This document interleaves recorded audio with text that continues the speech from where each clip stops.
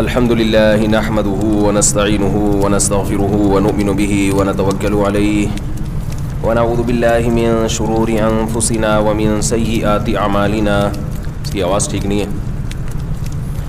من يهده الله فلا مضل له ومن يضلل فلا هادي له ونشهد ان لا اله الا الله وحده لا شريك له ونشهد ان محمدا عبده ورسوله صلى الله تعالى عليه وعلى اله واصحابه وبارك وسلم تسليما كثيرا كثيرا. اما بعد فاعوذ بالله من الشيطان الرجيم. بسم الله الرحمن الرحيم. يا أيها الذين آمنوا ادخلوا في السلم كافة ولا تتبعوا خطوات الشيطان إنه لكم عدو مبين. وقال تعالى وقال النبي صلى الله عليه وسلم اغتنم خمسا قبل خمس الحديث. وقال النبي صلى الله عليه وسلم نعمتان مغبون فيهما كثير من الناس الصحة والفراغ. قرآن مجید کی آیت اور نبی صلی اللہ علیہ وسلم کی ایک حدیث پڑھی ہے. اللہ تعالیٰ سے دعا ہے اللہ تعالیٰ صحیح طرح سے بات کہنے کی، سننے کی، سمجھنے کی اور پھر عمل کی توفیق عطا فرمائے. بیان تو جو میں نے قرآن کی آیت پڑھی اس پر ہی کروں گا، لیکن اس سے پہلے ایک چھوٹی سی بات پارسل کرنا چاہتا ہوں. جو وائز ہوتا ہے اس کا کام یہ ہوتا ہے کہ جو چیز بھی سوسائٹی میں نظر آئے جو غلط ہے تو فوراً اس کو بتائے کہ یہ غلط ہے، یہ نہیں ہونا چاہیے. میرے اب سفر چونکہ بہت زیادہ ہو رہے ہیں، ایک چیز پر پہلے بھی میں بیان کر چکا ہوں. دیکھیں رسول اللہ صلی اللہ علیہ وسلم نے فرمایا المسلم من سلم المسلمون من لسانہ و یدہ، کہ مسلمان وہ ہے جس کی زبان اور ہاتھ کے شر سے دوسرے مسلمان محفوظ رہیں. آواز سب کو صاف آ رہی ہے جی؟ ہاں صاف آواز نہیں ہے جی، سائڈ تو ہے ہی نہیں. ادھر آ رہی ہے آواز؟ ادھر نہیں آ رہی تھی، مجھے خود نہیں آ رہی تو آپ کو کہاں سے آ رہی ہو؟ آواز گونج رہی ہے میرے کانوں میں. تو آپ صلی اللہ علیہ وسلم نے ارشاد فرمایا کہ مسلمان وہ ہے جس کی زبان اور ہاتھ کے شر سے دوسرے مسلمان محفوظ رہیں. ہم بہت دفعہ ایسا کرتے ہیں کہ جب بھی کوئی حدیث ہم سنتے ہیں تو ہم اپنے مطلب کے حساب سے اسے ڈھالتے ہیں، اپنے کلچر کے حساب سے اسے ڈھالتے ہیں.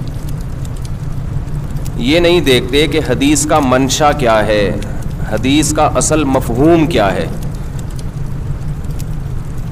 میں اکثر ایک مثال دیتا ہوں اس کی.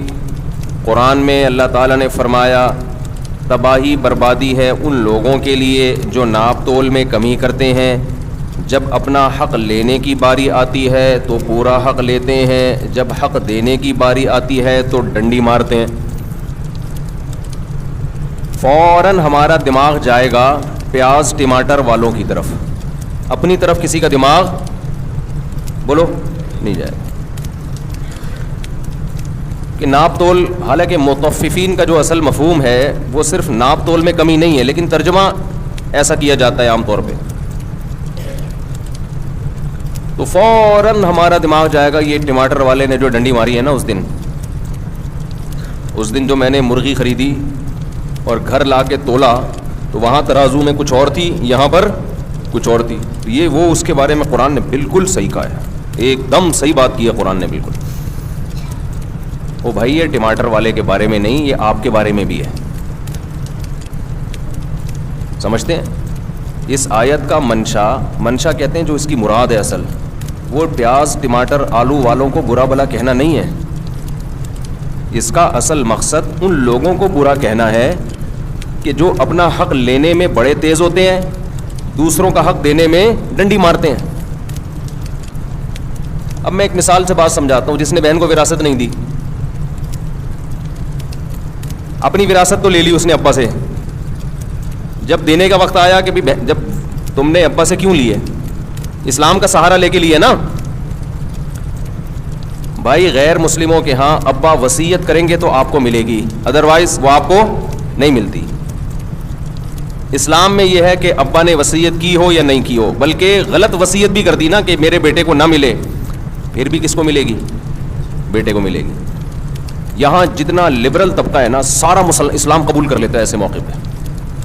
یہاں ہمارا جتنا لبرل طبقہ ہے نا جو اسلام کو نہیں مانتا, وراثت لینے میں سارے اپنے آپ کو کیا شو کرتے ہیں کورٹ میں کہ میں مسلم ہوں. اب جس اسلام کا سہارا لے کے آپ نے وراثت لے لی, مفتیوں سے فتویٰ لے لیا کہ جی میرا حصہ کتنا بنتا ہے, مفتی صاحب نے بتا دیا جی 1 کروڑ آپ کا بنتا ہے, بہن کا کتنا بنتا ہے جی 50 کروڑ بنتا ہے, یہاں تک فتویٰ لیا جائے گا بس. اگلا فتویٰ یہ لینا تھا کہ بہن کو میں کب دوں, کیا فوراً دینا لازم ہے میرے اوپر؟ اکثر ہم نے دیکھا یہ والا فتویٰ لوگ نہیں لے رہے ہوتے. تو فوراً دینا لازم ہے نا اس کو. اب گھر تو بکے گا 20 سال کے بعد, تو 20 سال تک تو اس کو تو بڈھی ہو جائے گی. آپ بہن کو بولیں گے کہ تم 20 سال بعد بڈھی ہو جاؤ گی تو وہ مانے گی نہیں کہ میں 20 سال بعد بڈھی ہو جائیں گی, کیونکہ خواتین یہ بات نہیں مانتی. 40 سال بھی گزر جائیں تو وہ یہ نہیں مانتی کہ ہم بوڑھے ہوں گے, لیکن ہوگی تو نا بہرحال 20 نہیں تو 30 سال کے بعد. تو بڑھاپے میں جب آپ اس کو وراثت دیں گے تو اس کا کیا کرنا ہے اس نے, وہ تو بچوں کے کام آئے گی نا. بچوں کے لیے تو شریعت نے اس کے مرنے کے بعد وراثت رکھی ہے, پھر اس کے بچوں کو ملے گی جب وہ بوڑھے ہو جائیں گے, پھر ان کے بچوں کو ملے گی جب وہ, تو فائدہ کون اٹھائے گا بھائی اس سے؟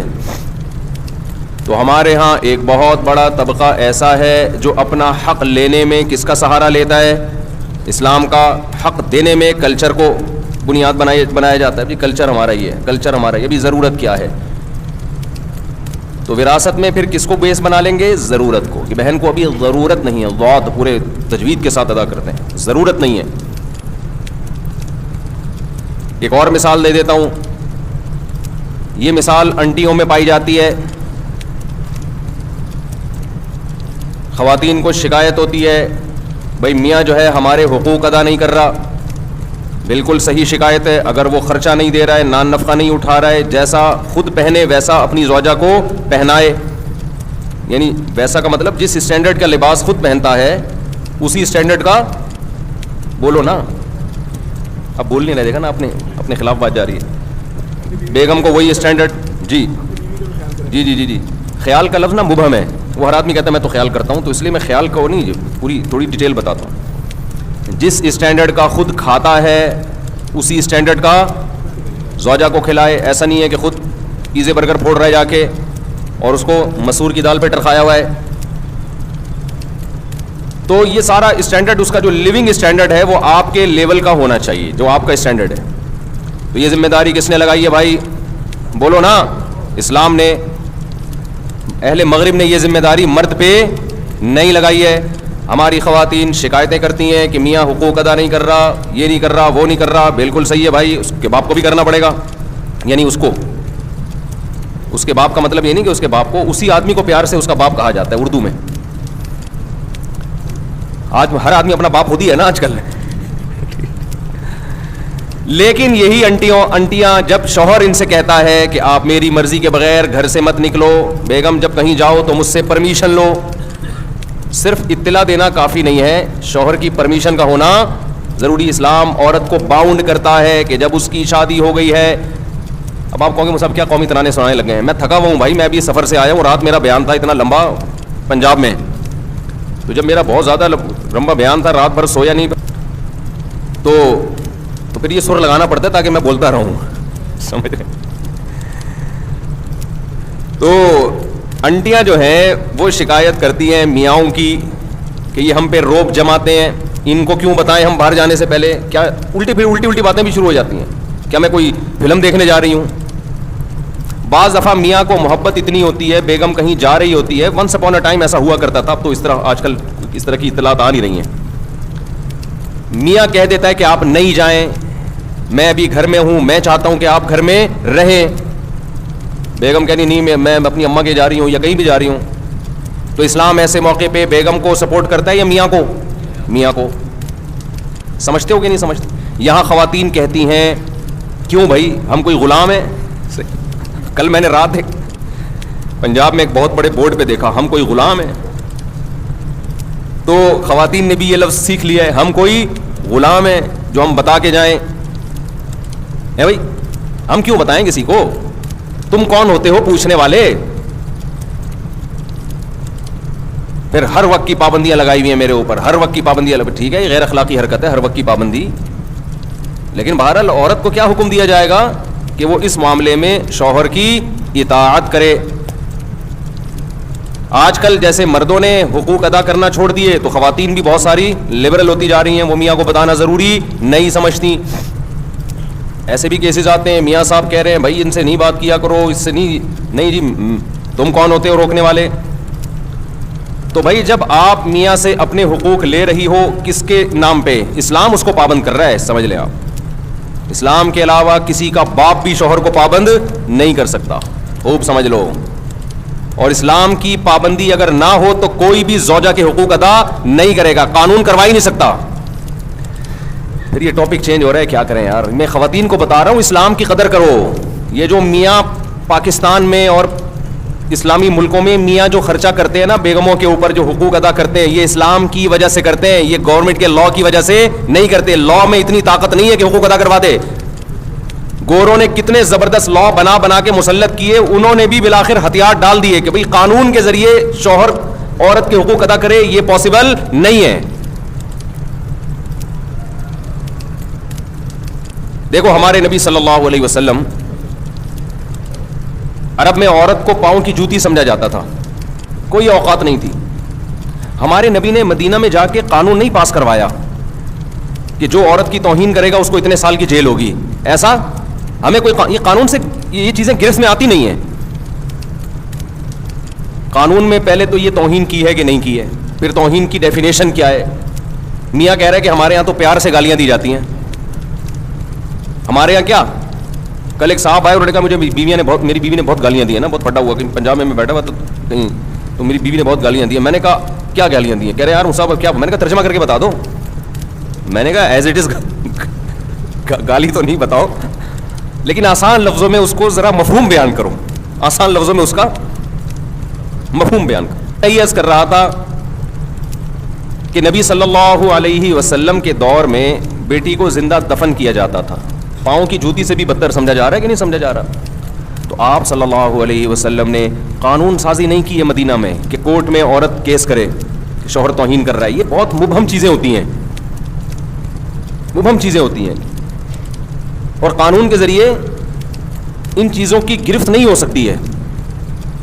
بلکہ آپ صلی اللہ علیہ وسلم نے یہ بتایا کہ میں اللہ کا پیغمبر ہوں, اور دلائل سے ثابت کیا. اللہ نے اتنے معجزے دیے جس سے صحابہ کو یقین ہو گیا کہ آپ کس کے پیغمبر ہیں؟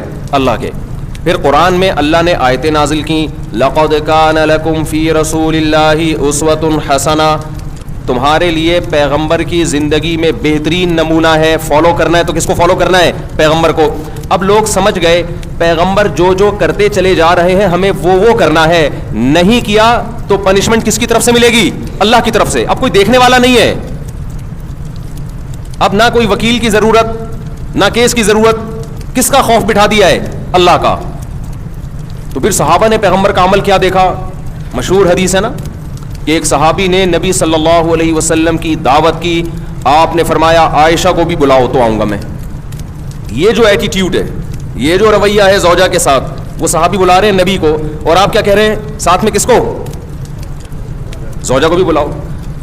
دل صاف تھے لوگوں کے, ان کے پاس اتنی گنجائش نہیں تھی. انہوں نے عرض کیا یا رسول اللہ یہ میں نہیں کر سکتا. آپ نے فرمایا دعوت کیا ہے؟ کینسل. پھر ان صحابی نے کچھ دنوں بعد دعوت کی, یا رسول اللہ آپ کی دعوت کرنا چاہتا ہوں. آپ نے فرمایا عائشہ کو بھی بلاؤ. صحابہ آپ کا یہ عمل بولو دیکھ رہے تھے, تو سیکھ رہے تھے نا کہ کیسے زوجہ کے ساتھ کیسا رویہ ہوتا ہے. انہوں نے کہا نہیں ہو سکتا. آپ نے فرمایا نہیں جا سکتا.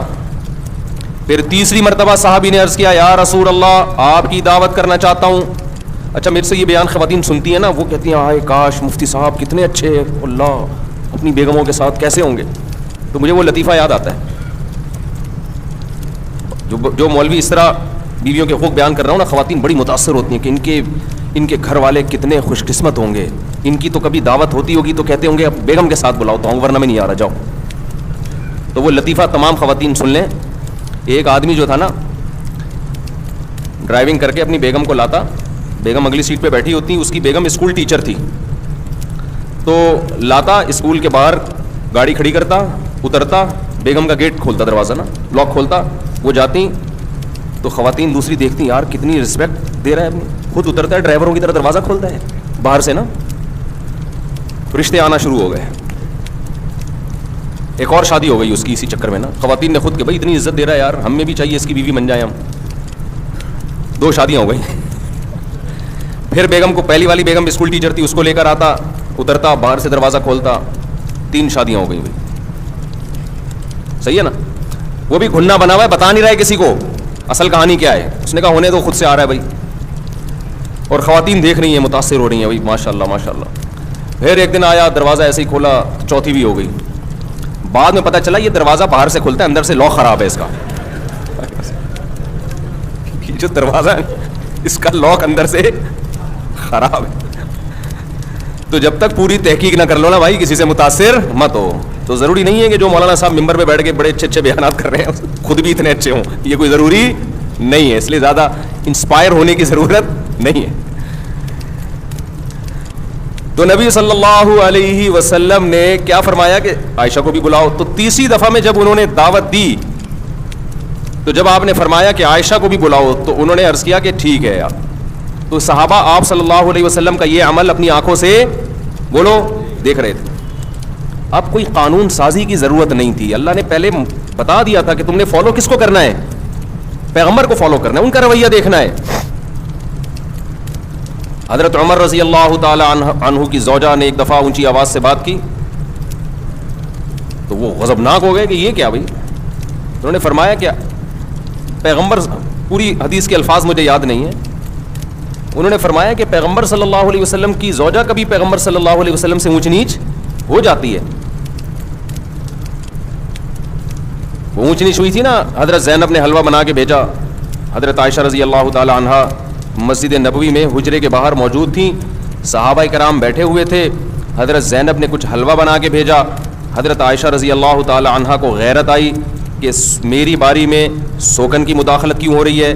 امی عائشہ نے وہ حلوہ کی برتن اٹھا کے زمین پہ دے مارا اور اس کو توڑ دیا.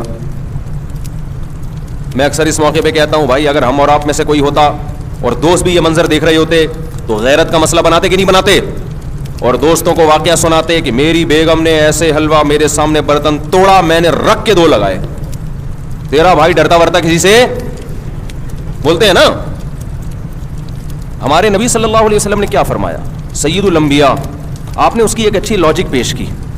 فرمایا غارت امکم, تمہاری ماں کو غیرت آ گئی ہے. یہ محبت میں ہوا ہے. سمجھ رہے ہیں کہ نہیں سمجھ رہے؟ ان کو یہ ہوا کہ باری میری ہے تو کسی اور کے گھر سے گفٹ کیوں آ رہا ہے, دوسری زوجہ کے گھر سے. تو یہ غیرت میں کیا, یہ کوئی غصہ نہیں ہوئے, زمین پہ بیٹھ کے وہ برتن اٹھا لیا. اور جب حضرت عائشہ کا غصہ ٹھنڈا ہوا تو فرمایا کہ برتن کے پیسے دے دینا. زمان تو آئے گا نا, یہ تو نہیں کہ غیرت میں آپ نے کسی کچھ بھی کر لو تو زمان تو آتا ہے نا.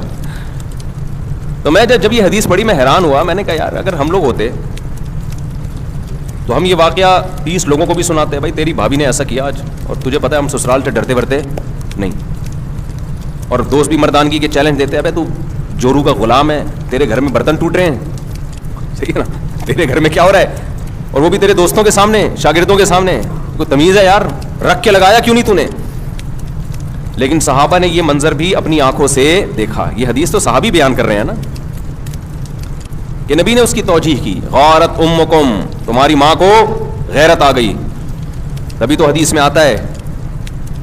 دیکھو یہ واقعہ سننے میں الگ ہے, سننے میں تو آپ سمجھ رہے ہو نارمل ہے.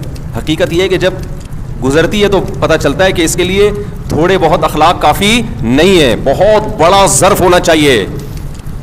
اور خاص طور پر وہ پیغمبر جن کو سب فالو کر رہے ہیں, مقتدا اور رہبر ہیں, جن سے افضل اس کائنات میں اللہ نے کسی کو پیدا کیا نہیں ہے.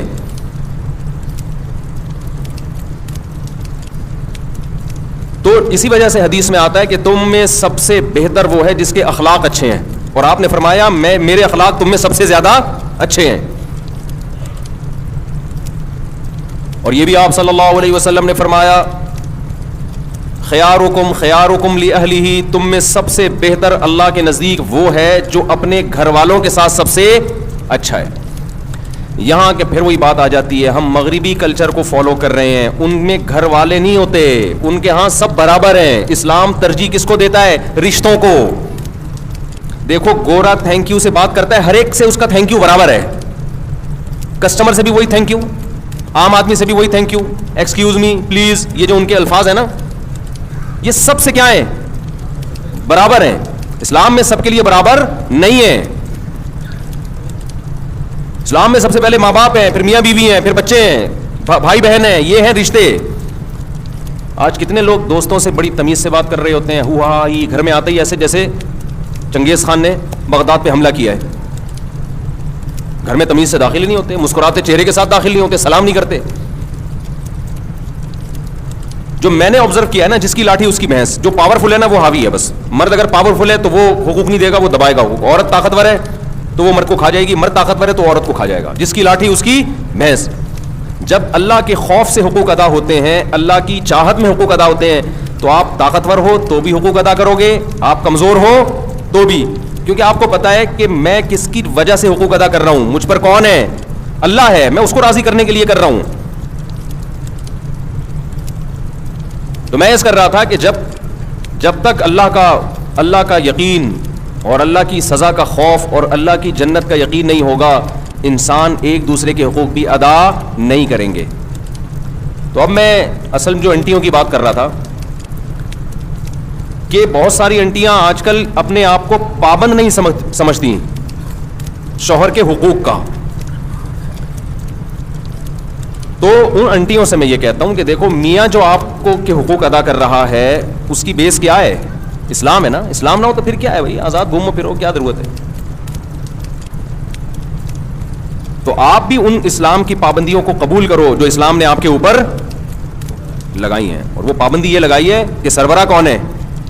بولو نا, میاں ہے. دیکھو جو بات انسان زبان سے بار بار بولتا ہے نا, دل میں اثر کرتی ہے 100%. کہتے ہیں کہ جو ماہر نفسیات ڈاکٹروں کے بارے میں سنا کہ ان کی تحقیق ہے کہ جتنے خودکشی کے کیسز آئے ہیں نا, ان میں زیادہ تر وہ لوگ ہیں جو زبان سے کہا کرتے تھے کہ میں خودکشی کر لوں گا. جو زبان سے نہیں کہتے وہ کرتے بھی نہیں ہیں. اگر آپ زبان سے کہو نا, جیسے بعض خواتین کہہ دیتی ہیں یہ نہیں کیا تو میں خودکشی کر لوں گی, وہ کر بھی لیتی ہیں. مرد بعض دفعہ یہ اس کی کوئی خواہش پوری نہیں ہوتی, کہیں رشتہ طے ہوا ہے, شادی نہیں ہو رہی, دھمکیاں دیتا میں خودکشی کر لوں گا. تو آپ سمجھ رہے ہوتے ہیں میں ایسے ہی کہہ رہا ہوں, میں کروں گا نہیں. لیکن جب آپ نے یہ کہہ دیا نا ایک دفعہ زبان سے کہ میں خودکشی کر لوں گا, تو خودکشی نہ کرنے کے اگر 100% چانسز تھے نا, تو اب وہ 99% رہ گئے ہیں. 1% چانسز بڑھ گئے ہیں اس ورڈنگ کی وجہ سے جو آپ نے زبان سے بول لو نا, جو زبان سے آپ نے ادا کی ہے, اس کی وجہ سے 1% چانس بڑھ گیا ہے. دوبارہ یہ لفظ آپ نے مذاق میں ریپیٹ کیا کہ میں کر لوں گا, تو 2% چانس آپ کے بڑھ گئے. ایسے واقعات ہیں. جو لوگ بیوی کو طلاق کی دھمکیاں دیتے ہیں اور وہ دل میں یہ ہوتا ہے کہ میں دوں گا نہیں, کبھی بھی نہیں دوں گا, بس ویسی دھمکی دے رہا ہوں, تو خوب سمجھ لو کہ پہلے یہ تھا کہ 100% چانس ہے کہ آپ نہیں دیں گے, لیکن جب آپ نے ایک دفعہ دھمکی دے دی نا, اب وہ 100% سے کم ہو کے کتنا رہ گیا ہے؟ 99%. جن لوگوں نے بیویوں کو طلاقیں دی ہیں بعد میں پچھتائے ہیں, آپ ان کی سروے کرو تو پتہ چلے گا یہ وہ لوگ ہیں جو مذاق میں یا غصے میں طلاق کی دھمکیاں دیا کرتے تھے. جو دھمکی نہیں دیتے تھے وہ نہیں دیتے. اس لیے یہ جو الفاظ ہیں نا طلاق کی دھمکیوں والے, یا میں خودکشی کر لوں گا یا کر لوں گی, یا میں طلاق لے لوں گی, خواتین بھی بعض دفعہ کہہ رہی ہوتی ہیں یا میں خلا لے لوں گی یا میں دے دوں گا, یہ الفاظ اپنی ڈکشنری سے بولو نکال دو. جب دینی ہو نا تو تمیز سے, جو شریعت نے ایک پروسیس بتایا ہے, اول تو نہ دو, کوئی اچھا کام تو نہیں ہے یہ. بعض دفعہ بہت شدید ضرورت ہوتی ہے تو اس کے پھر ایک پروسیس رکھا ہے, اس میں دھمکیاں ممکن نہیں. دھمکیوں میں دی تو آپ کا DMR بننا شروع ہو جاتے ہیں, آپ کے لاشعور میں ایک چیز جانا شروع ہو جاتی ہے. ہر وقت آپ غربت مہنگائی کا رونا روتے رہو, غربت بڑھ رہی ہے, مہنگائی بڑھ رہی ہے, غربت بڑھ رہی ہے, مہنگائی بڑھ رہی ہے. ابے بھائی تمہارے کہنے سے تو بڑھ نہیں رہی, وہ تو ویسے ہی بڑھے گی. آپ یہ بھی بولو گے نا مہنگائی نہیں بڑھ رہی, نہیں بڑھ رہی, نہیں بڑھ رہی, تو بھی کیا ہوگی؟ بڑھے گی. تو کیوں اپنے آپ کو ٹینشن میں ڈال رہے ہو؟ کوئی بولا کرے مہنگائی بڑھ رہی ہے, آپ بولو کہ پتہ نہیں یار, ہو سکتا ہے بڑھ رہی ہو, ہم تو پہلے بھی کھا رہے تھے اب بھی کھا رہے ہیں. آج میں جہاز میں نا ایک صاحب ملے جو 27 ملکوں کا سفر کیا. انہوں نے مجھے کہنے لگے مفتی صاحب میں 27 ملکوں میں گیا ہوں, امریکہ کئی مہینے رہا, اور پتہ نہیں جاپان اور یورپ. بڑے پڑھے لکھے ایجوکیٹڈ آدمی تھے. کہنے لگے پاکستان جیسا واقعی کوئی ملک نہیں ہے. تو میں نے کہا خیریت؟ میں نے کہا ان کو میں لے آتا ہوں, ڈھکن وکن کٹر کے دکھا دیتا ہوں. انہوں نے کہا میرے سب دیکھے میں خیر وہ کیا وجوہات انہوں نے بتائی ابھی ٹاپک سے ہٹ جاؤں گا پھر میں. واقعی سکون بہت ہے یہاں پہ. تو کراچی گند بن گیا نا, باقی پنجاب تو ایسا اس طرح نہیں ہے نا, وہ تو صاف ستھرا ہے. اسلام آباد صاف ستھرا ہے, یہ تو کراچی ہی ہے سارا. جو ابھی انشاءاللہ میں کراچی پہ ایک خوبصورت ولاگ بنا رہا ہوں, اور میں نے اپنا ولاگ کا چینل بھی الگ بنا کر دیا ہے تاکہ یہ مذہبی چینل اور ولاگ آپس میں مرج نہ ہو. تو اس میں یہی چیزیں ہوں گی, کراچی کی آبشاریں, اس کا نام بھی مفتی طارق مسعود ولاگ, وہ بالکل الگ کر دیا ہے. تو اس میں جو شروع ہو رہا ہے نا, وہ تو ایئرپورٹ جانے کے اسلام آباد میں جا رہا تھا, گٹر میں گاڑی پھنس گئی ہماری نا, تو وہاں سے میں نے ولاگ شروع کر دیا. 2 رکشے گٹر کا پانی بہ رہا تھا اس میں الٹے ہوئے تھے نا, ایک ٹرک آدھا الٹا ہوا تھا, اور گٹر پتہ نہیں اتنا گٹر نکل کہاں سے رہا, میں تو حیران ہو رہا ہوں. اتنا تو لوگ کھا نہیں رہے, لیکن اتنا واللہ عالم, بہرحال ایک حیرت کی بات ہے. تو میں نے کہا میں نے دیکھو یورپ کی بھی آپ کو پیرس کی وہ دکھائی ہے, وہاں کی آبشاریں, اب ذرا کراچی کی آبشاریں بھی دیکھ لیں آپ ماشاء اللہ. تو تھوڑی سی شاید حکمرانوں کو غیرت آ جائے, نیت یہ ہے, چیزیں وائرل ہوتی ہیں تو حکمرانوں کو تھوڑی سی غیرت آ جائے. تو اس میں دکھائے ہیں کراچی کی آبشاریں, اور کیسے بڑے بڑے ٹرالر جو ہیں وہ ان کھڈوں میں جا رہے ہیں. اس میں دکھائی ہے گہری خوبصورت کھائیاں بھی ہیں اور پہاڑیاں بھی ہیں الحمدللہ. اور کس ڈیزائن کی پہاڑی ہیں وہ آپ اس میں دیکھ لیے گا. اور پھر سندھ حکومت زندہ آباد کے نعرے بھی لگوائے میں نے لوگوں سے, کوئی غلط بیانی نہیں ہے اس میں, زندہ آباد نا, لگ رہے آباد رہے ہمیشہ.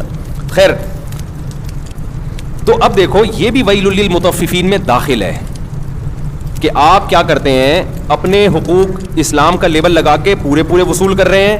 جب حقوق دینے کی باری آتی ہے تو کلچر کا سہارا لے رہے ہیں, یورپ امریکہ کا سہارا لے رہے ہیں. تو بھائی یا تو پورے امریکہ جیسے بن جاؤ, یا پورے کدھر کو آ جاؤ, پورے اسلام کی طرف آ جاؤ نا, پورے ادھر کو آ جاؤ.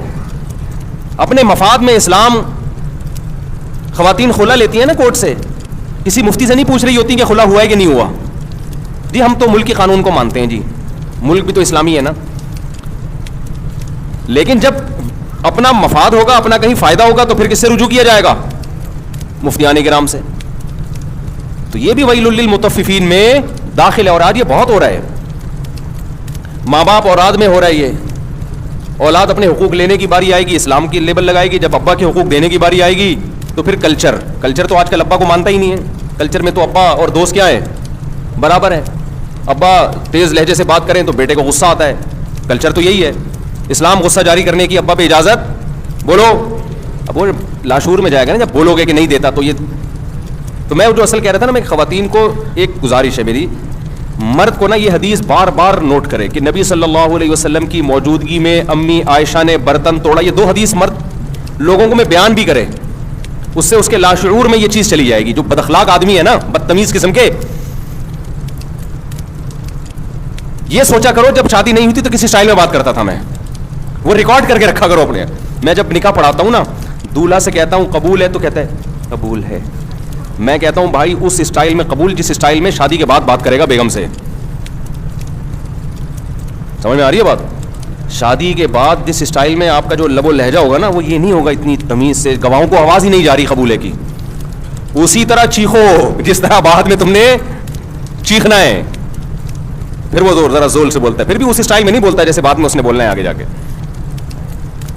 تو آدمی کو چاہیے یہ 2 حدیثیں یاد کر لے, ہر مرد کو, اور دوستوں میں اس کو بتائے, اس کا بڑا فائدہ ہوتا ہے.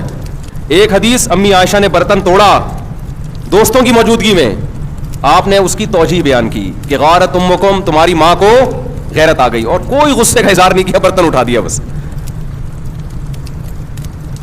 تو یہ جو کہتے ہیں نا رکھ کے, کوئی دوست بیان کر رہا ہوں نا, میں نے تو رکھ کے چماٹ لگایا. اچھا وہ آگے یہ نہیں بتا رہا تھا پھر کھائے کتنے میں نے, وہ اسکپ کر رہا ہوتا ہے وہ. تو یہ حدیث آگے بتایا کریں. دوسری وہی دعوت والی, عزت کتنی دے رہے ہیں اپنی زوجہ کو. کتنے لوگ ہیں سعودی عرب میں جاب کر رہے ہیں, امریکہ میں جاب کر رہے ہیں, اللہ نے گنجائش بھی دی ہے, بھائی اپنی بیگم کو ساتھ لے کے جاؤ. وہ کہتے ہیں یار گزارا مشکل ہو جائے گا. سب گزارا تو مشکل ہو جائے گا, لیکن تمہاری شادی اس لیے تھوڑی ہوئی کہ بیگم یہاں رہے تم اس کو کھلاؤ, صرف کھلانے کے لیے تھوڑی ہوئی ہے. زوجہ کا جو مطلب ہے, صاحبہ کہتے ہیں عربی میں, ساتھ رہنے والی. ساتھ رہنے والی, تو ساتھ رہنے والی کیا, جب آپ جاب کرنے کے لیے گئے سعودی عرب یا کہیں گئے, 1 سال کے بعد آپ مہینے میں 1 دفعہ, سال میں 1 دفعہ آ رہے ہو, اور ریٹائرمنٹ پہ آپ آؤ گے, 20-25 سال تو بیگم کے بغیر گزر گیا نا. تو یہ صاحبہ کہاں سے ہو گئی؟ صاحبہ کہتے ہیں ساتھ رہنے والی. کوئی بہت ہی غریب ہو بیچارہ نہیں افورڈ کر سکتا, اس کے احکام الگ ہیں, لیکن نارملی ایسا نہیں ہوتا اور نہیں ہونا چاہیے. اللہ کا خوف پیدا کرنا چاہیے. جہاں جا رہے ہو شریف آدمی ویسے بھی کوشش کرتا ہے کہ بیگم ساتھ ہو, کیونکہ وہ ریموٹ کنٹرول کی طرح آپ پہ نظر رکھتی ہے, لہذا کوشش ہوتی ہے عزت دار لوگوں کی بیگم کو ساتھ لے کے جاؤ. دوسرا یہ حدیث جو میں نے بتائی نا, 2 حدیثیں, یہ اگر آپ آگے نقل کریں گے نا تو اپنے حالات شاید کچھ سیٹنگ پہ آ جائیں. اور خواتین کو پتہ ہے کیا سوچنا چاہیے, عورت کو یہ حدیث بار بار, قرآن کی آیت الرجال قوامون علی النساء, اللہ نے سربراہ کس کو بنایا ہے؟ مرد کو. سر کا تاج کس کو بنایا ہے؟ مرد کو بنایا. آقا کس کو بنایا ہے؟ عورت مرد کی غلام نہیں ہوتی, ماتحت ہوتی ہے. غلام اور ماتحت میں فرق ہے. دیکھو آپ آفس میں ہوتے ہو, آپ کا ایک باس ہوتا ہے, آپ اس باس کے غلام نہیں ہوتے, لیکن کیا ہوتے ہو؟ ماتحت ہو. صدر وزیر اعظم, ہم ان کے غلام نہیں ہیں, لیکن ماتحت ہیں یا نہیں ہیں؟ ماتحت کی کام ہوتا ہے ایک جو سربراہ ہے اس کو عزت دینا, نمبر 2 اس کی اطاعت کرنا. ہر چیز میں رکاوٹ, ہر چیز میں رکاوٹ. کوئی بات میاں کرے فوراً اس کے. ایک آدمی نے کہا میں نے اپنی بچی کی شادی کرنی تھی, ایک رشتہ آیا, مجھے پتا تھا میں بولوں گا تو بیگم میری مخالفت بولے گی, یہاں نہیں کرنی میں نے. تو کہہ رہے میں نے کسی کو بھیج کے بیگم سے کہلوایا کہ اس کا اچھا رشتہ آیا ہوا ہے, لیکن اس کے تمہارے میاں نہیں مان رہے, تو وہ مان گئی فوراً. یہ سچی مچی کا واقعہ ہے, وہ مان گئی.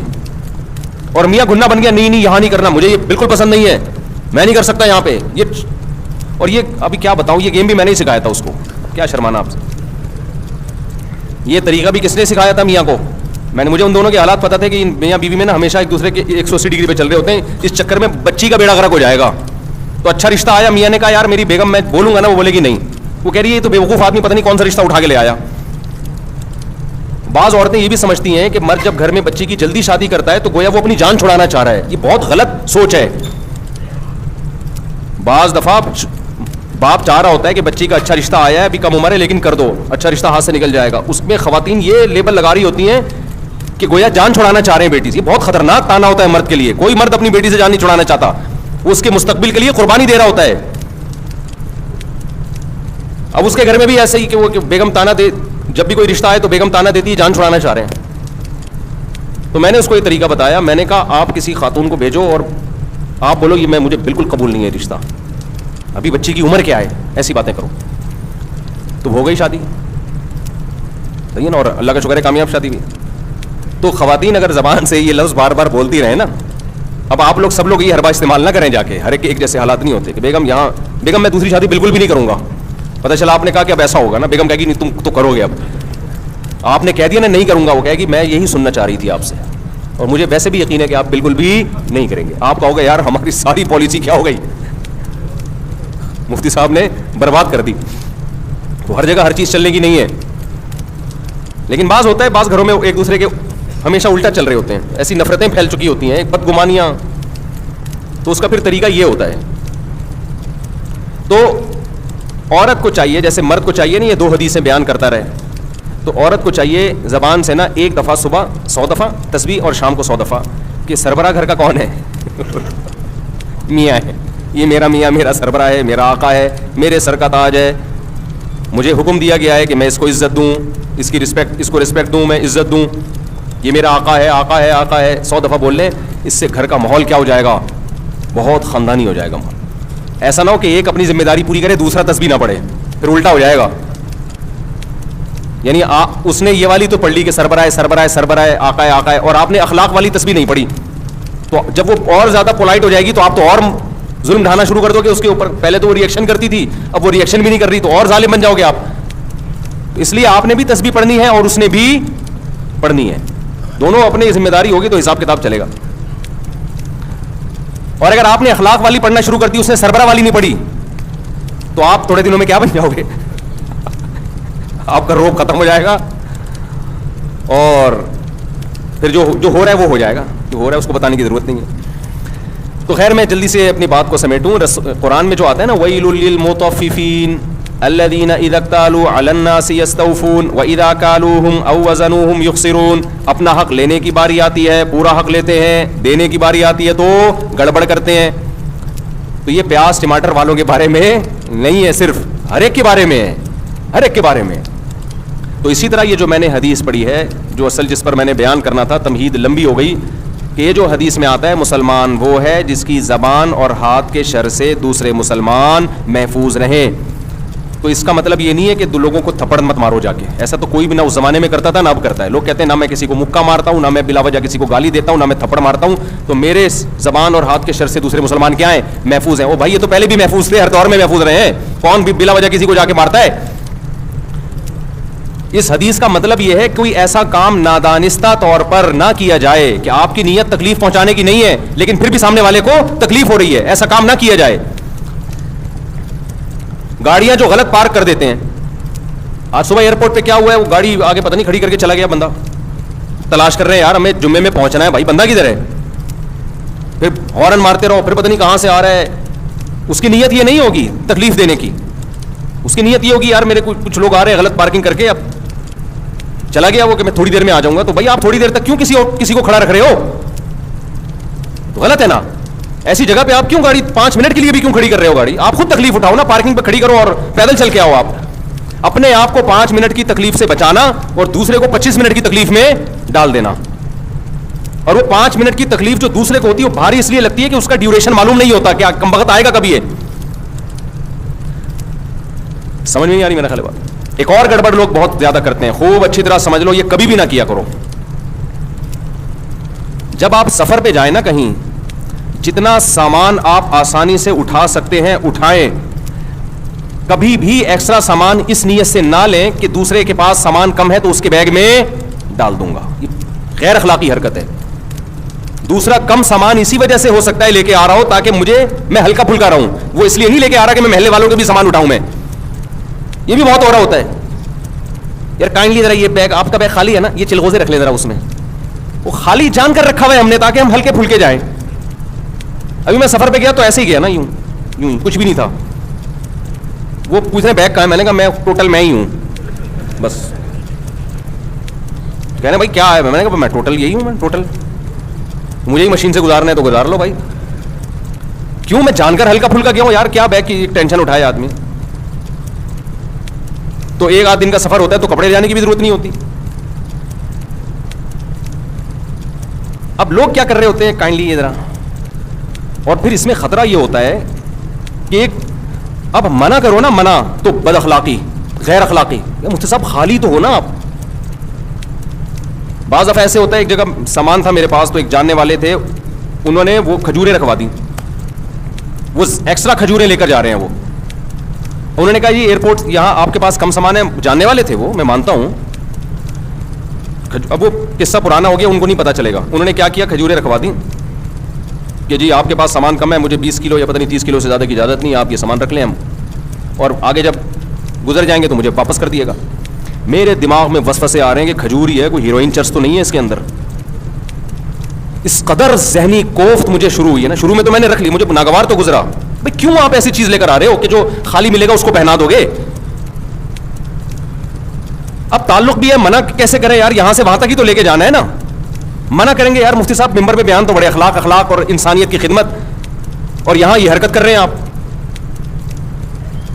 تو مجھے یہ چرس ہیروئن کی طرف تو دماغ نہیں گیا, لیکن میرا ذہن اس طرف چلا گیا کہ میں نے کہا رکھ لیتے ہیں. مجھے غصہ تو آیا لیکن میں نے رکھ لی, لیکن پھر میرے دماغ میں وسوسے آنا, چرس ہیروئن کوئی بھی غیر قانونی چیز ہو سکتی ہے. سعودی عرب سے چرس لانا تو آسان نہیں ہے, لے جانا ہی ناممکن ہے, تو لانا کہاں سے ہوگا. لیکن کچھ بھی ہو سکتا ہے, 1% بھی چانس ہو تو ٹینشن دینے کے لیے بولو کافی ہے یہ. خیر وہ پار ہوا, پھر انہوں نے مجھ سے معذرت بھی کی, میں معذرت چاہتا ہوں. میں نے کہا آپ نے معذرت تو کر لی لیکن یہ حرکت ٹھیک نہیں ہے, بالکل غلط حرکت ہے. یہ معذرت کیا, سوری کرنے سے تھپڑ مارو پھر بولو سوری. تبلیغ میں لوگ نکلتے ہیں, یہ دیکھا گیا ہے یار, وہ امیر صاحب آپ کا بیگ خالی ہے نا, یہ میرے چلغوزے رکھ لیں اس میں. غیر اخلاقی حرکت ہے. آپ کو پتہ نہیں ہے کہ وہ دل سے رکھ رہا ہے یا وہ ٹینشن میں ہے. بعض دفعہ بیگ میں جگہ خالی ہوتی ہے, انسان اس لیے خالی رکھتا ہے کہ وزن ہلکا ہو, وہ اس لیے تھوڑی رکھتا ہے کہ تو زیادہ لے آنا. میں ایک دفعہ بیرون ملک جا رہا ہے, ایئرپورٹ پہ جاننے والے مل گئے, کراچی ایئرپورٹ پہ, بہت پرانے تھے, قریبی تھے. انہوں نے دیکھا مفتی صاحب ہلکے پھلکے جا رہے ہیں نا, ان کو اچھا نہیں لگا بالکل. میں انہوں نے کیا کیا, کچھ چیزیں, میں وہ چیزیں بتاؤں گا تو وہ سمجھ جائیں گے میری بات ہو رہی ہے نا. وہ چیزیں نکال کے میرے بیگ میں ڈال دیں, اور میری جو تلاشی شروع ہوئی ہے, اتنی لمبی تلاشی. بولے آپ کیا بزنس کر رہے ہو, یہ ایکسپورٹ کر رہے ہو, کیا کر رہے ہو, یہ تو بزنس کا مال لگ رہا ہے. گھنٹہ لگ گیا میرا ایئرپورٹ پہ. میں گزرا ہوں, پھر جا کے انہوں نے وہ سامان واپس لیا. کہا میں نے کچھ بھی نہیں ان کو. لیکن آپ بزنس کر رہے ہو تو اپنا بوجھ خود تو اٹھاؤ نا کم از کم. تو کبھی بھی یہ حرکت نہیں کرنی چاہیے کہ آپ سفر میں ہو, آپ دیکھ رہے ہو دوسرے کے ہاتھ خالی ہے تو اپنا آدھا بوجھ اس پہ ڈال دو. ہاتھ خالی ہے تو اس لیے ہے کہ وہ تاکہ میں ہلکا پھلکا سفر کروں میں. تو یہ بھی اس حدیث میں داخل. ہاں وہ خود آپ سے مانگ لے, خود مانگ لے, یار آپ کے پاس 2 بیگ ہیں, آپ ایک بیگ مجھے پکڑا دیں. اور ایک دفعہ میں نہیں دو, ایک اوپر سے بعد دفعہ مروت میں آدمی کہہ رہا ہوتا ہے جیسے مہمان آئے تو کھانا کھائیں گے, وہ کہ ہاں کھاؤں گا, لے بھائی پھنس گئے. ہوتا ہی ہے تو اخلاقاً پوچھ لیتا ہے, یقین ہو جائے کہ سچی مچی کا پوچھ رہا ہے. مجھے بھی مسقط بلایا نا جن لوگوں نے, ریٹرن ٹکٹ دیا آنے جانے کا, وہ نہیں جس شادی میں گیا جس کا بڑا 1 مہینے سے کہہ رہے تھے مجھے. اب چونکہ میں اپنے خرچے پہ نہیں جا رہا تھا, ان کے خرچے پہ, پہلی دفعہ میں نے ہاں نہیں کیا ہے. بعض دفعہ مروت میں انسان پوچھ لیتا ہے, مجھ سے آپ کو بلا رہے ہیں, آپ آ رہے ہیں, ہاں جی آ رہا ہوں میں, بھیج دو ٹکٹ. 1 مہینے تک مسلسل میسج بھیجتے رہے. پھر مجھے یقین ہوا کہ بھائی واقعی یہ سچی مچی نہیں چاہ رہے تھا, پھر میں نے اوکے کیا, ہاں بھی ٹھیک ہے. بعض دفعہ انسان رشتے داروں کو, دوستوں کو پوچھ لیتا ہے کہ نہیں پوچھا تو بعد میں بولیں گے یار سب کو بلایا مجھے کیوں نہیں بلایا, تو اس چکر میں پوچھ لیتا ہے. آپ تیار بیٹھے تھے, آپ نے کہا ہاں قبول ہے. تو ایسا نہیں ہوتا. ایسا کرو گے تو کوئی بھی تو مہمان کو, جب بھی کوئی میزبان پوچھے نا تو مہمان کو فوراً ہاں جی کھانا ہے. بھائی ویسے ہی پوچھ رہا ہوگا, 2-3 دفعہ پوچھے تسلی سے, پھر آپ بولو کہ ہاں کھانا ہے میں نے, ورنہ چپ بیٹھے رہو. یہ بھی نہیں کہو کہ نہیں کھانا, جھوٹ نہیں بولو. تو اب جو میں اصل بات کر رہا ہوں نا, اسی میں ایک بات یہ بھی ہے. تو یہ بات تو پتہ چل گئی نا, کوئی ایسا عمل جس سے دوسرے کو تکلیف ہو. واش روم میں جا کے بیٹھ گئے, چونکہ کرایہ نہیں دینا پڑ رہا, بیٹھے ہوئے ہیں, اور باہر رش بھی نہیں ہے, تو بھائی جب آپ گئے تھے ہو سکتا ہے اس وقت رش نہ ہو, بعد میں کوئی بندہ آ گیا ہو, بیٹھے ہوئے بیٹھے. واش روم میں صحیح طرح سے صفائی نہیں کی آپ نے. اب یہ باتیں تو ممبر پہ کیا آپ سمجھائے آدمی, یہ تو بچوں کے سکھانے کی چیزیں. پبلک ٹوائلٹ میں سفر کے دوران بہت جانا ہوتا ہے نا انسان کا, تو بعض رپورٹیں اچھی نہیں ہوتی, ٹھیک ہے نا, اس کو اچھی رپورٹیں نہیں ہوتی. تو یہ تمام چیزیں, اسی میں ایک بات خوب اچھی طرح سمجھ لیں, جب بھی کوئی مہمان آئے نا, مہمان سے 1 دفعہ کھانے کا پوچھو, 2 دفعہ, 3 دفعہ, 4تھی دفعہ مت پوچھو, وہ مصیبت میں آئے گا. میرے ساتھ ایسا اتنا زیادہ ہونے لگا ہے کہ اب میں ڈپریشن میں جانے لگا ہوں, اب میں غصہ کرنے لگا ہوں لوگوں پہ. اب کہیں بیان کے لیے گئے, یہاں سے نکل کے ادھر گئے, حضرت مفتی صاحب چائے پئیں. بھائی چائے پی لی ہے میں نے. نہیں یار, ہمارے گھر آپ آئیں اور کچھ کھائے بغیر چلے جائیں, یہ کیسے ہو سکتا ہے؟ بھائی میں نہیں کھا سکتا, میں اللہ کی قسم نہیں کر. تھوڑا سا تو رکھنا, 6 سموسے لا کے رکھ دیے. ہم نے کیا کیا, ایک نوالا, پورا تو ختم کریں نا, پورا تو ختم کریں نا, 1 سموسہ پیل دیا ہم نے وہاں بیٹھے ہوئے. اب چونکہ آگے بھی ملاقات ہے, وہ بھی بہت اہم شخصیت ہیں, ان سے بھی ملنا ہے. ادھر گئے, مفتی صاحب یہ بتائیں کھانا چلے گا یا شربت چلے گا؟ بھائی کچھ بھی نہیں چلے گا, اگر کچھ اور چلا تو میں نہیں چلوں گا, پھر میں چلنے کے قابل نہیں. مفتی صاحب دیکھیں یہ تو ہو نہیں سکتا, آپ ہمارے گھر آئے ہیں اور کھائے پیے بغیر چلے, یار نہیں کھا سکتے. یہ میں آپ کو حقیقت بتا رہا ہوں, اور یہ صرف میرے ساتھ نہیں ہے, بہت سے لوگوں کے ساتھ اور بھی ہو رہا ہوگا. تو میں اپنی کوئی پرسنل چیزیں شیئر کرنا ممبر میں مقصد نہیں ہے, بتانا مقصد ہے, مثال سے کہ تکلیف کس طرح سے لوگوں کو ہوتی ہے.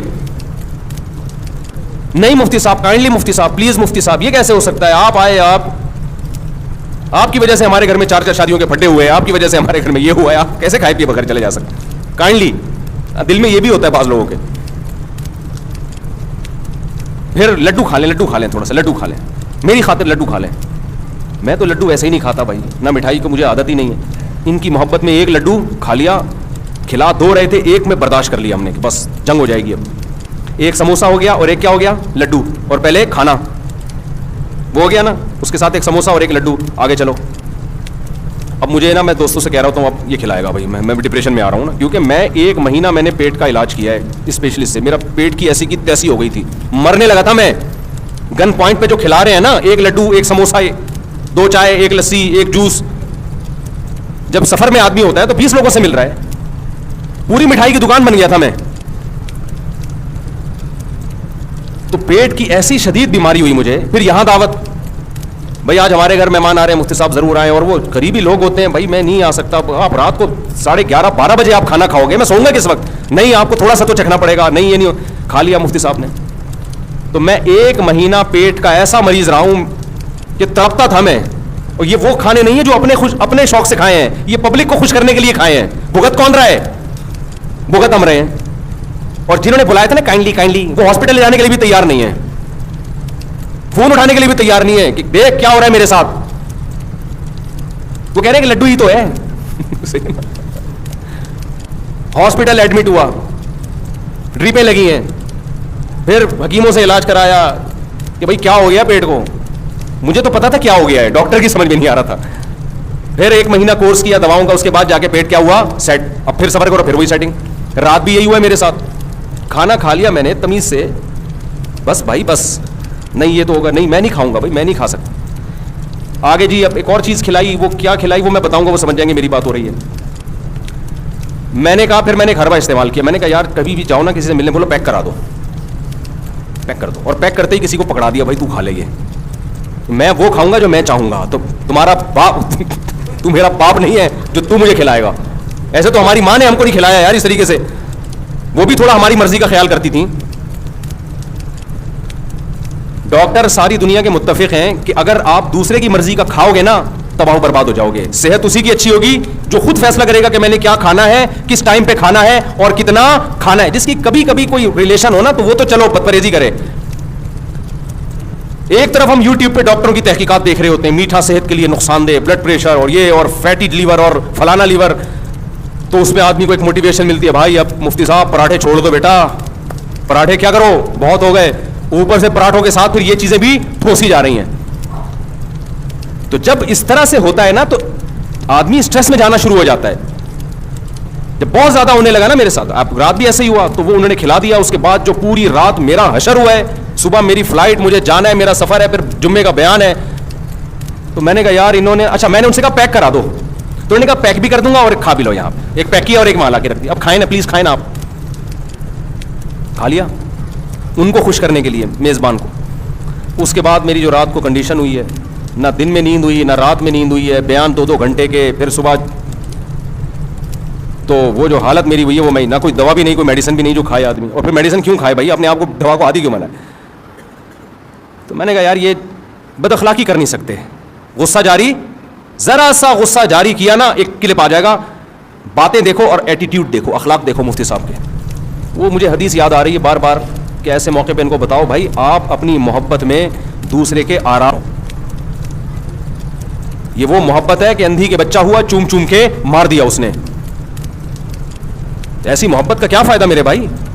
اور اب میں سوچ رہا ہوں ہمیشہ ٹفن میں اپنا کھانا ساتھ لے کے جاؤں, کیونکہ اگر ہم نے یہ مرغ و مسلم اسی طرح شروع کر دیے نا, جا رہے ہیں تو وہاں یہ کھا رہے ہیں, ادھر وہ کھا رہے ہیں, تو ہم تو گئے.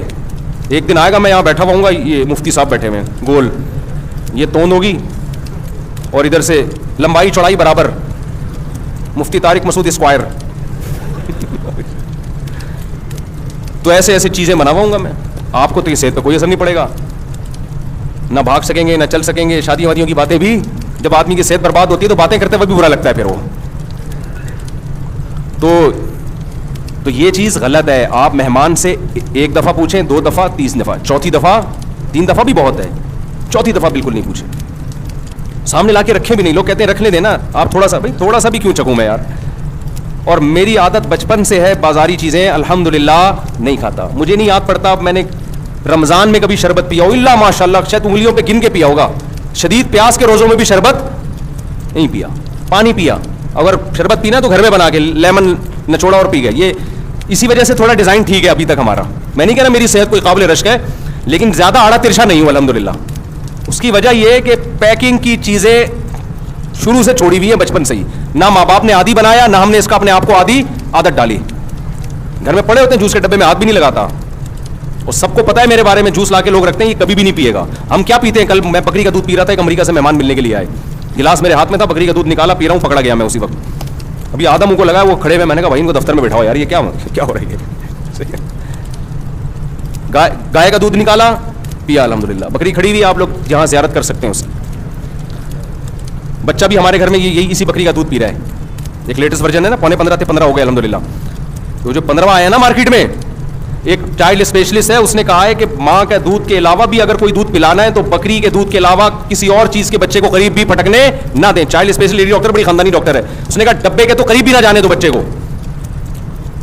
سمجھتے نہیں ہو میرا خیال ہے, بچے کے لیے بہترین ہے بکری کا دودھ. تو اپنے گھر میں بچے ہو نا, صحت کے لیے بکری پال لو. جب بچہ پال سکتے ہو تو بکری تو اس سے آسان ہے نا.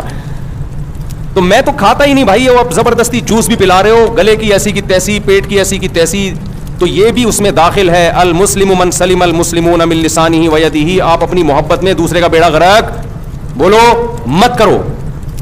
سمجھتے ہو کہ نہیں سمجھتے؟ دوسرا, جب بھی کسی کو رات کو سونے کے لیے جگہ دو تو ایسے بندے کے ساتھ جگہ دو جو خراٹے فری ہو.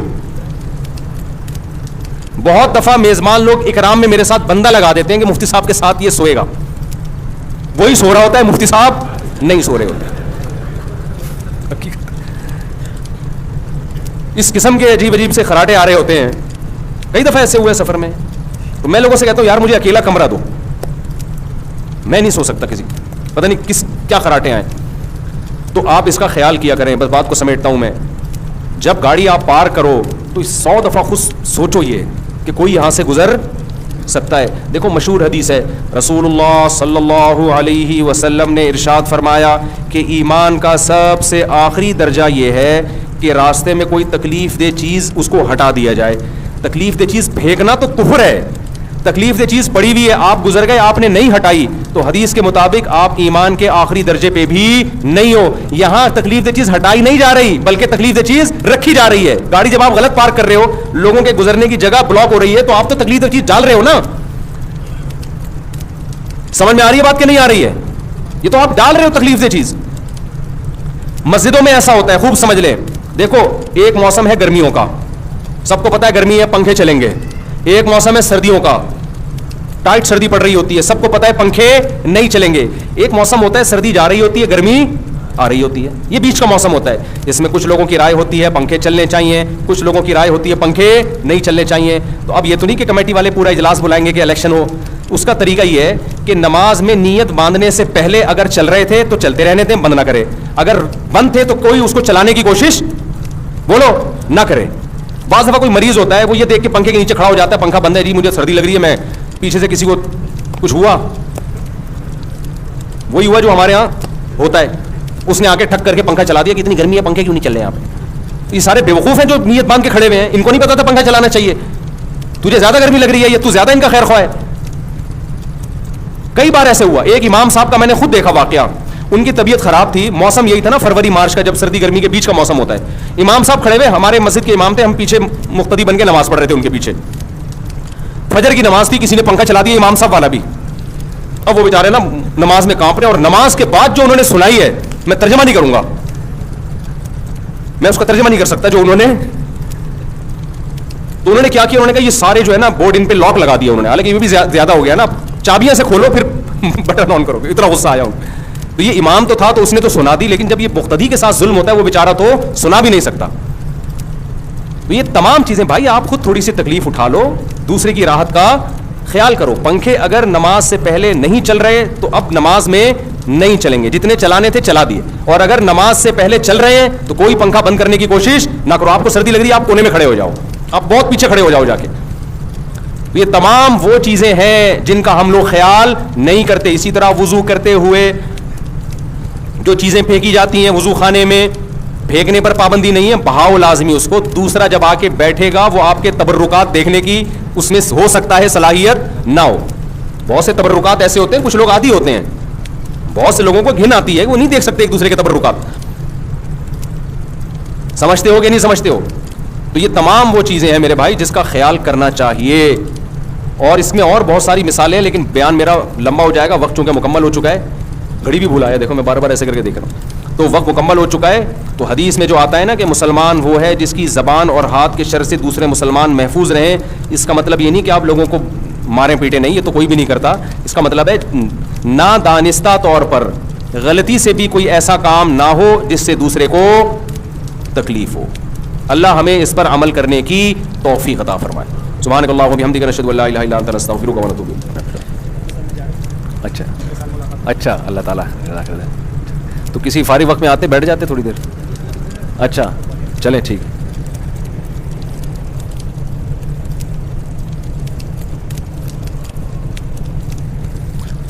آگے سب لوگ, لڑکی والے نہیں آئے. اثر میں نہ کر لیں, پھر اثر میں کر لیتے ہیں, جلدی نکلنا بھی ہے. چلو بھائی اثر میں ہو گیا, نکال جلدی. ذرا کم سوال پڑھوں گا, بہت زیادہ ہو گئے بھائی. سابقون اولون کے متعلق بیان فرمائیں, اگلے پچھلے کون ہیں سابقون؟ والسابقون الاولون من المہاجرین والانصار. خود قرآن نے بیان کر دیا نا, من بیان کے لیے آتا ہے کہ مہاجر اور انصار صحابہ یہ سابقین الاولین ہیں. نبی کریم صلی اللہ علیہ وسلم کی خواب میں زیارت کرنا کیسا ہے؟ کیا وہ خوشخبری ہے یا تنبیہ ہے؟ تنبیہ بھی ہو سکتی ہے, خوشخبری بھی ہو سکتی ہے. اگر نبی صلی اللہ علیہ وسلم آ کے خواب میں کوئی نصیحت کریں تو یہ تنبیہ ہے، ویسے ہی زیارت ہوئی ہے تو یہ اچھی بات ہے، اچھا خواب ہے۔ مکافات عمل دنیا میں ہوتا ہے یا صرف یہ مفروضہ ہے؟ آخرت میں ہی ہر اچھے برے عمل کا بدلہ ملتا ہے۔ آخرت میں تو لازمی ملے گا، دنیا میں ملنا ضروری نہیں ہے، لیکن بعض دفعہ دنیا میں بھی مل جاتا ہے، بہت دفعہ ایسا ہوتا ہے کہ دنیا میں بھی مل جاتا ہے، خاص طور پر مسلمان کے ساتھ ایسا معاملہ ہوتا ہے کہ اس کو دنیا میں بھی اللہ سزا دے دیتے ہیں تاکہ آخرت میں نہ ملے پھر سزا۔ اللہ ہم سب کو بچائے بھائی، نہ دنیا میں دے نہ آخرت میں۔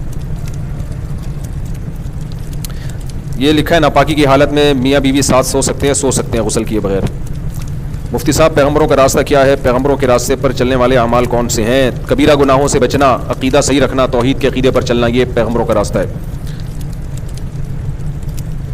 وہی یہ سوال پھر وہ میں ریکارڈ کروں گا، پھر جواب در جواب وہی سیٹ اپ شروع ہو جائے گا۔ لوگوں کے نام لے کے نہ پوچھا کرو سوال، کوئی بھی نظریہ ہو نا عقیدے کے بارے میں پوچھ لو، یہ عقیدہ ٹھیک ہے یا نہیں ہے، نام نہ لیا کرو۔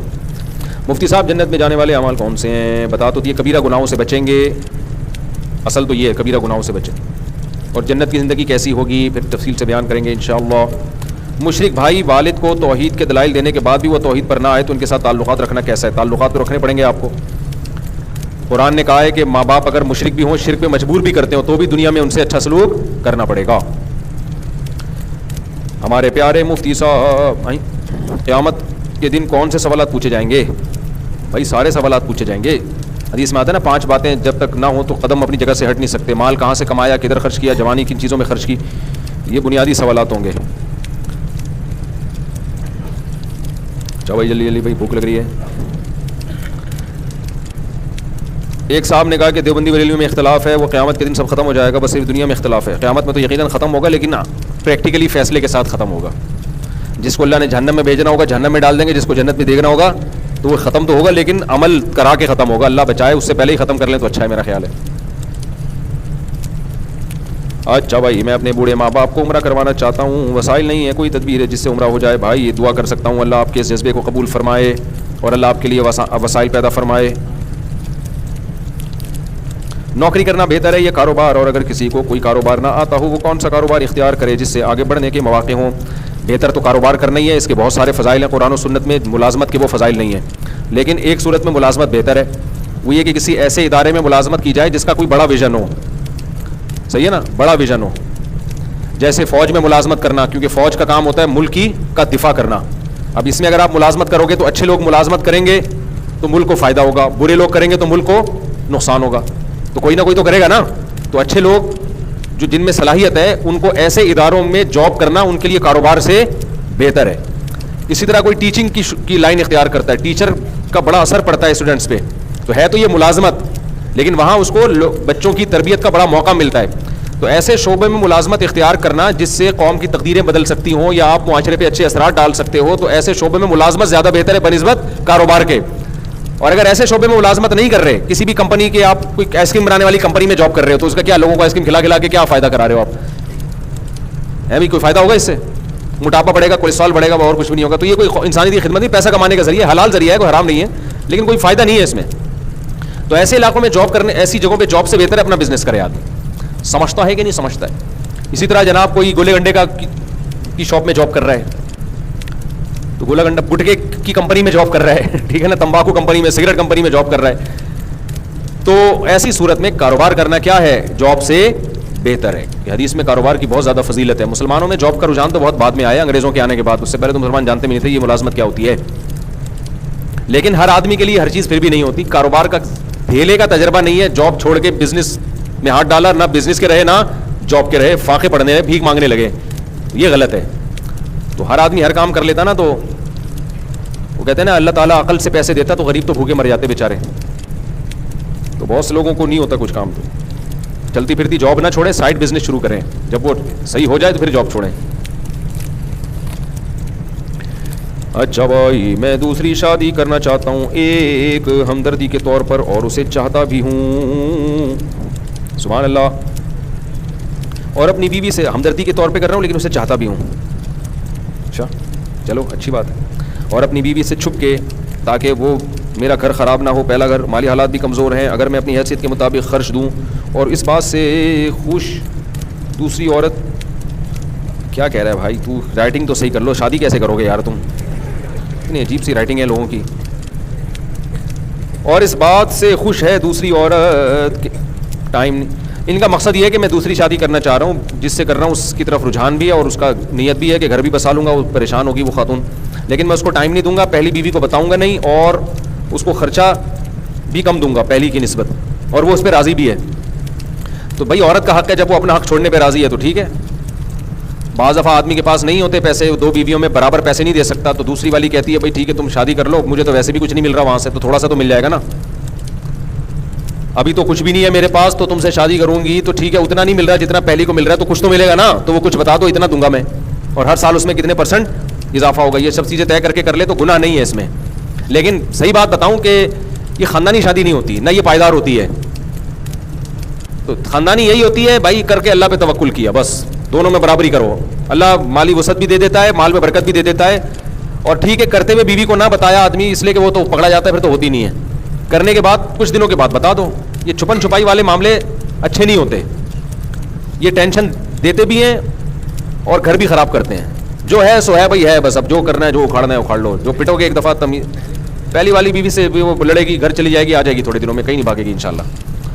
تو یہ طریقہ تمیز والے لوگوں کا ہوتا ہے. جو چھپن چھپائی ہے نا, زنا سے بچنے کے لیے تو بہتر ہے نکاح کر لے, بھلے چھپ کے کر لے, لیکن خاندانی بات یہی ہے کہ ایسی کی تیسی سب کو پتا ہو بھائی, گھر والوں کو رشتہ داروں کو, بھائی اس کی 2 ہیں 3 ہیں جو ہیں سامنے. وقتی طور پر اس کو مجبوری ہوتی ہے بعض دفعہ, اگر فوراً بتا دیا نا تو پکڑا جائے گا, تو پھر گیا کام سے گیا, بس کہاں گیا یہ سمجھ رہے, قبرستان بھی جا سکتا ہے پھر. اچھا بھائی, اور مرد جو چھپ کے شادی کرتے ہیں نا اور چھپا کے ہمیشہ رکھتے ہیں, رشتہ داروں کو بھی نہیں بتاتے, تو میں خواتین کو کہتا ہوں ایسا مرد عام طور پہ نباہ کرتا نہیں ہے.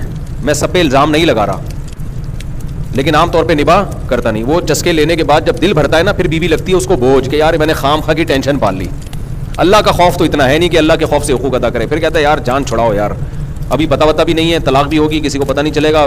پھر وہ حق دینا چھوڑ دیتا ہے, عورت کو مجبور کرتا ہے خود طلاق مانگے, اور پھر وہ سوچتا ہے کہ اس کے ساتھ تو اتنا ٹائم گزار لیا, اب کوئی نیا پیس تلاش کرو. تو یہ آدمیوں کی فطرت ہوتی ہے. میں خواتین کو بتا رہا ہوں, آپ کو نہیں بتا رہا, آپ لوگوں کو, یہ جو خواتین بیان سن رہی ہیں ان کو بتا رہا ہوں کہ آدمی کو جب چسکے لگ جاتے ہیں نا, تھوڑے دنوں میں اس کے چسکے ہو جاتے ہیں پورے, تو جب سب کو پتا ہوتا ہے تو چھوڑنا آسان نہیں ہوتا. جب پتہ ہی نہیں ہوتا تو شروع میں تو محبتیں ہوتی ہیں, اس کے بعد جب دل بھر جاتا ہے نا اس کا, وہ کہتا ہے یہاں سے سائڈ پکڑو, کسی اور سے کرو شادی. تو پھر وہ یہ نہیں کہے گا کہ آپ طلاق لے لو, پھر وہ ایسا ٹارچر کرے گا کہ یہ لے طلاق. تو ایسے بہت سارے کیسز میرے سامنے آ چکے ہیں. تو خاندانی ہونے کی علامت یہ بانگے دھول کرو, ایسی کی تیسی, جس کے باپ نے روکنا ہے روک کے دکھا دے, ایسی کی تیسی کر رہا ہوں, جو اکھاڑنا ہے اکھاڑ لو. تو کیا کر لے گی بھائی, چلو تھوڑا سا اب میں تھوڑا سا آپ کو موٹیویٹ کر رہا ہوں, میں فارم میں آ گیا ہوں. کیا کر لے گی مجھے یہ بتاؤ, یہ خاندان والے کیا کر لیں گے؟ نہیں مجھے بولو نا, کیا مسئلہ کیا ہے آپ کے ساتھ؟ کیا کر لیں گے خاندان والے؟ دھمکیاں دیں گے, سر پھاڑنے کی دھمکیاں دیں گے, یہ کریں گے. کوئی کسی کو نہیں سر پھاڑ سکتا بھائی ایسے, سمجھ رہے ہو؟ سر اسی کا پھٹتا ہے جو آرام سے نا گھبرا رہا ہو بیٹھ کے, میں نے کر لی ہے, میں بہت پریشان ہوں, میں معذرت. بولو بھائی میں نے کر لی ہے, میں نے زنا نہیں کیا, میں نے شادی کی ہے, میں اس کے بھی حقوق ادا کروں گا. پہلی والی کی محبت میرے دل میں کم نہیں ہوئی ہے, دوسرے کے بھی پراپر حقوق میں کوتاہی کروں تو میرا سر پھاڑو, یہ ڈنڈا ہے اس سے سر پھاڑ دینا. حقوق میں کوتاہی نہیں کی, کسی کے باپ میں دم میں روک کے دکھائے, ایسی کی تیسی, جاؤ جو اکھاڑنا ہے اکھاڑ لو.